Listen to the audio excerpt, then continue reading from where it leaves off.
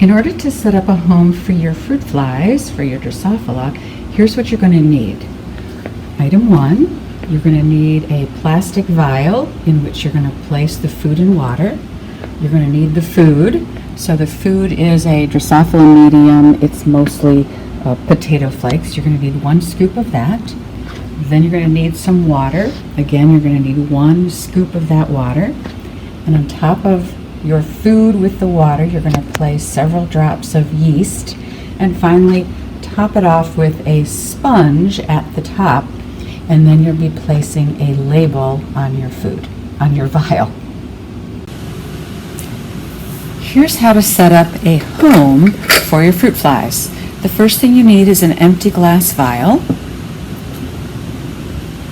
into which you are going to add 1 scoop of Drosophila media. Do not do what I just did, which is to make the scoop of food come above the edge of the scoop. Really, if anything, make it slightly less, more like that. Slightly less than the top of the scoop. So you pour that in. And then we're going to add 1 scoop of water, and I recommend that you take the scoop, put it under the water, and lift it up. And that surface tension is going to make the water actually kind of rise above the scoop a little bit, and that's what you want. You want a full, generous scoop of water. And that's going to, in a moment, solidify. So if I just kind of shake it a little bit to make sure that all those food flakes at the bottom get moistened. It won't take more than a couple of seconds here for that to solidify. So I'm just waiting while it solidifies. These potato flakes are absorbing the water. And voila, I can actually even flip this upside down and nothing falls out. That means it's ready. Then you're going to come to the yeast. We'll stir that up for a second.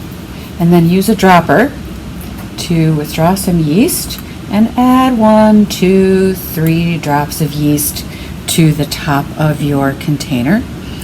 And that will give the adult fruit flies something to eat. You'll need a sponge at the top of your home, like so, and we are almost done. Now, you want to take a piece of masking tape, and we're going to place this at the very top edge of the home. We want to be able to see what is going on inside of our vial. So let's put that at the very top. You want to make sure that your tape is going to go all the way around because we're going to have a fair amount to write on this tape. So what do you want to write on here?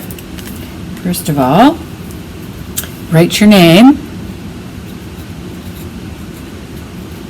And then second of all, write the date. So today for me, I don't know what today is. This happens to be the 24th.